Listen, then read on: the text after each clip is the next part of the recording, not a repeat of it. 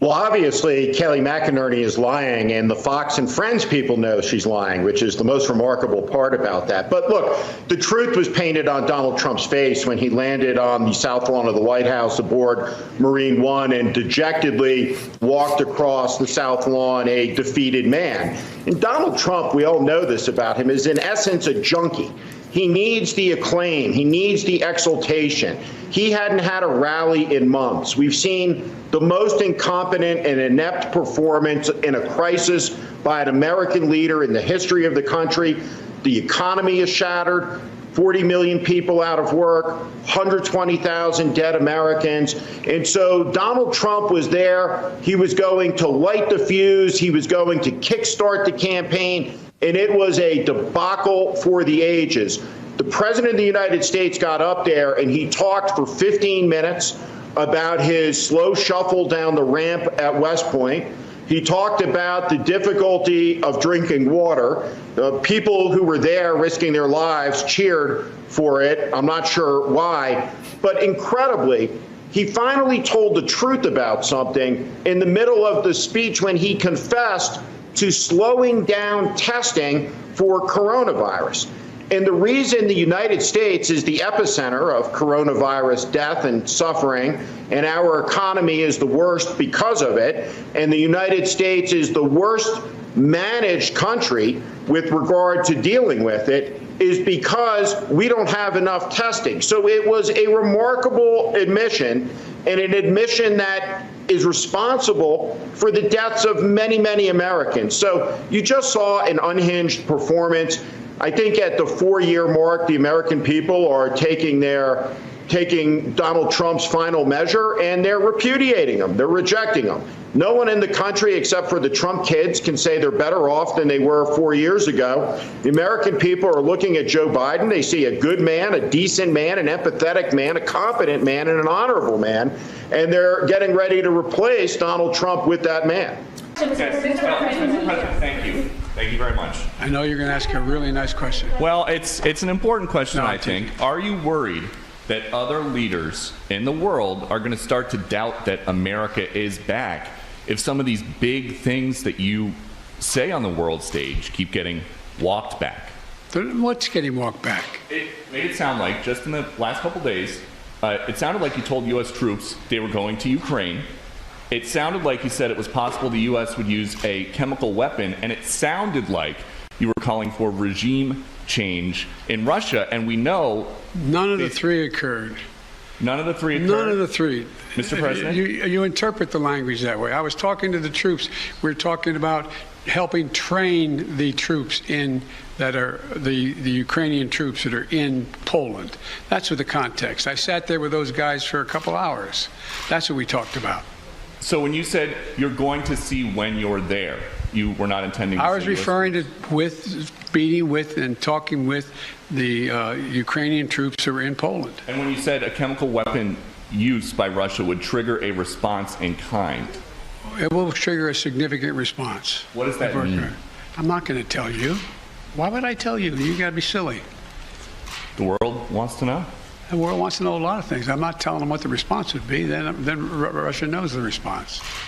Mr. President. All right, I'm going to take two more questions. 1, 2. Mr. President, thank you. I still want to get back to your original words that he cannot remain in power.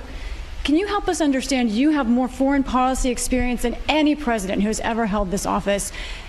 Whether those are your personal feelings or your feelings as president, do you understand why people would believe you, as someone commanding one of the largest nuclear arsenals in the world, saying someone cannot remain in power is a statement of U.S. policy? And also, are you concerned about propaganda use of those remarks by the Russians? No and no. Tell me why. You have so much experience. You are the leader of this country. Because it's ridiculous. Nobody believes we're going to take down. I was talking about taking down Putin. Nobody believes that. Number one. Number two, what have I been talking about since this all began? The only war that's worse than one intended is one that's unintended. The last thing I want to do is engage in a land war or a nuclear war with Russia. That's not part of it. I was expressing my outrage at the behavior of this man. It's outrageous. It's outrageous. And It's more an aspiration than anything. He shouldn't be in power. There's no, I mean, people like this shouldn't be ruling countries, but they do. The fact they do, but doesn't mean I can't express my outrage about it. Last question. President, thank you. You've said that you're confident that your comment won't undermine diplomatic efforts, but just to be clear, are you confident that Vladimir Putin sees it that way, that he will not use this as an escalatory... I don't care what he thinks. Look, here's the deal. He's going to do what he's going to do. Putin, look. But you're not concerned that he may see your language and view that as a sign of a reason for escalation, use that as an excuse to escalate, given his recent behavior? Given his recent behavior, you should, excuse me, I shouldn't say that to you. Given his recent behavior, people should understand that he is going to do what he thinks he should do, period. He's not affected by anybody else, including, unfortunately, apparently his own advisors. This is a guy who goes to the beat of his own drummer. And the idea that he is going to do something outrageous because I called him for what he was and what he's doing, I think is just not rational. You didn't say when you beat him again. Would you meet President Putin ever again? It depends. No, it's not a question. The question is there something to meet on that would justify him being able to end this war and be able to rebuild Ukraine? So there is a That's the issue. Can you just say yes or no, Mr. President, whether or not you would be willing to meet with President Putin It depends on what he wants to talk about.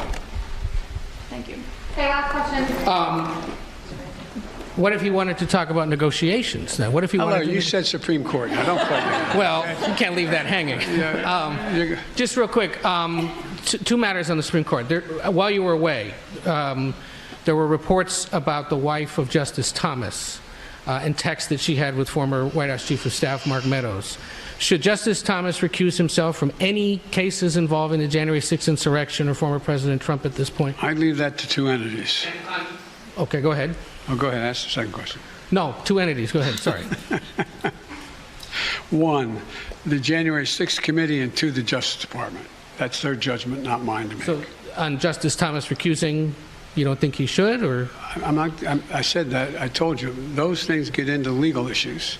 That, in fact, I told you I would not tell the Justice Department what position to take or not take, and I'm not going to instruct the Congress either. And did you get any chance to watch much of the Judiciary Committee I hearings didn't get a last chance to week? see any of it, unfortunately. The fact that Republicans were questioning Judge Jackson on matters like former sentences related to child pornography cases or the definition of a woman, does that, as the former chairman of the Judiciary Committee, make sense to you?